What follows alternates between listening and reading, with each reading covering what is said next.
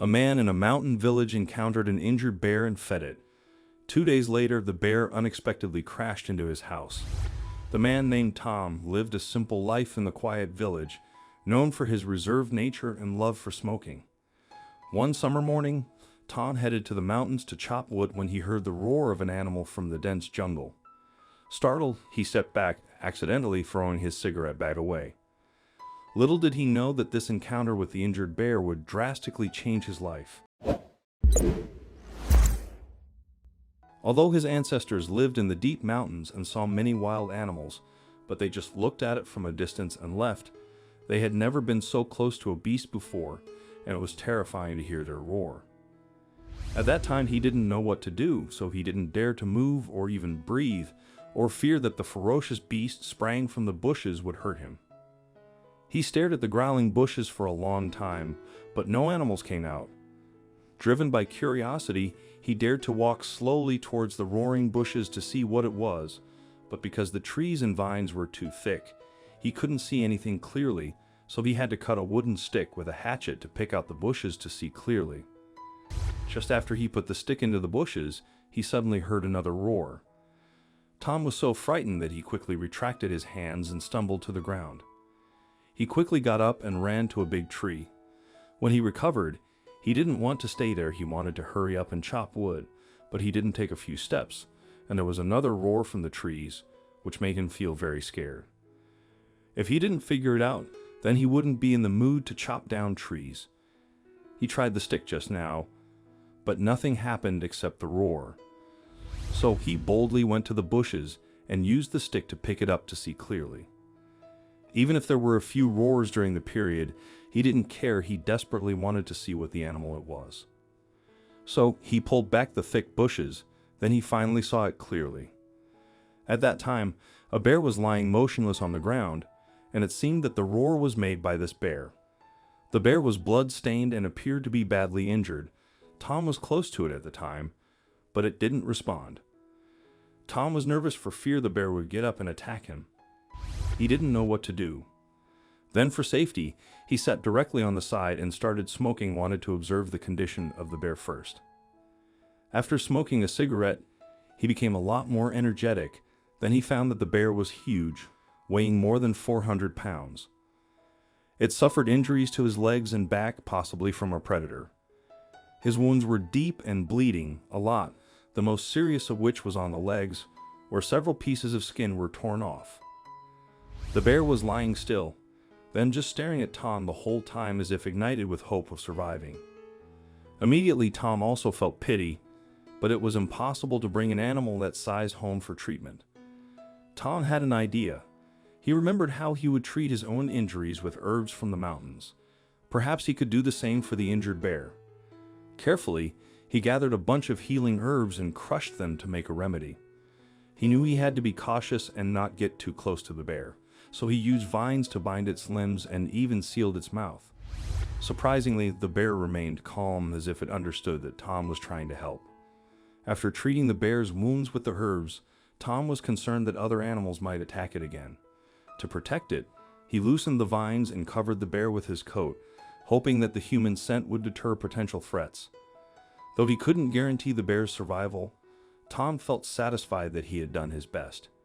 He continued on his way to chop wood, but on his return home, he couldn't resist checking on the bear to see how it was doing. At that time, the spirit of the bear was much better. After seeing him, it was not disgusted, but called at him. Tom thought maybe the bear was hungry, but didn't have the strength to stand up to find anything to eat. So he turned around, cut some grass on the hillside, and put it next to the bear's mouth. The bear took a big bite, and then left with confidence. When he went through the jungle the next day to see the bear again, he was disappointed. The bear disappeared, and all that was left on the ground was the clothes he had covered the weeds and he had eaten. After seeing this, Tom was a little disappointed. He didn't know if the bear left on its own accord or if something went wrong. He had to leave for work. Over time, that event was quickly forgotten by Tom. However, one day, 3 months later, a dramatic scene appeared. At that time, autumn came and the weather turned cold, industrious, and down to earth. Tom worked all day and went to bed after dinner.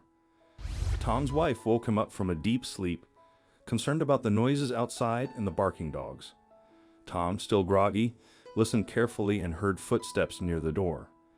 He quickly dressed and approached the door, where he spotted a bear moving through the moonlit crack. Surprisingly, the bear seemed familiar to Tom. It acknowledged him and approached, but without any signs of aggression. Tom cautiously opened the door and stepped outside, and to his surprise, the bear followed him. Just as the bear was getting close, Tom's wife screamed, causing the bear to disappear.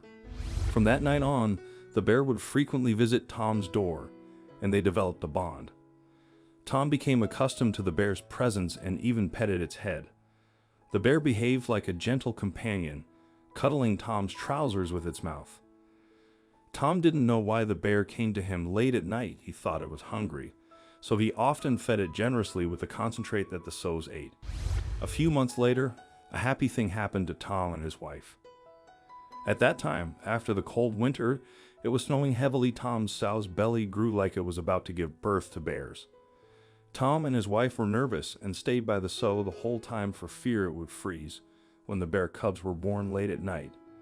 Late the next night, the sow gave birth to 12 bear cubs in total. It was strange that the little bear didn't look like bears, but like bears, which left the couple confused and didn't know what was going on. But the little bear were so adorable with their cute looks, and they hurriedly lit firewood to keep them warm. They worked for a long time and went to bed. Before long, they got up to take care of the little bear for fear that they would starve or freeze. They were busy until the evening when the bear came to Tom's house again. He realized that the bear was actually a wild bear, so their sows could give birth to young bear cubs.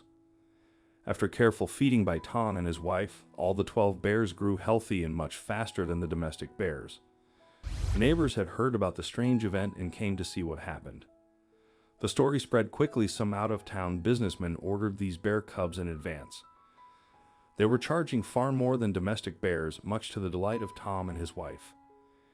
Everyone believed that the bear visited Tom's house as a gesture of gratitude for his kindness. When Tom heard this, he remained silent and smoked his cigarette. Dogs have a keen ability to recognize good-hearted individuals and quickly warm up to them. They may stay close to them or follow them around, showing their trust. While dogs cannot keep journals or verbally express their gratitude, they do feel and express it in their own ways. Although my personal research is not documented, it has been observed extensively over the years in both my own pets and animals in shelters. Animals, including pets and zoo animals, can form strong attachments to their caregivers, demonstrating a form of love. Dogs, in particular, have been known to deeply mourn the loss of their owners for extended periods. Empathy transcends species and boundaries, as animals exhibit empathy towards humans and other animals, comforting, grieving, and even rescuing them at times, often putting their own well-being at risk.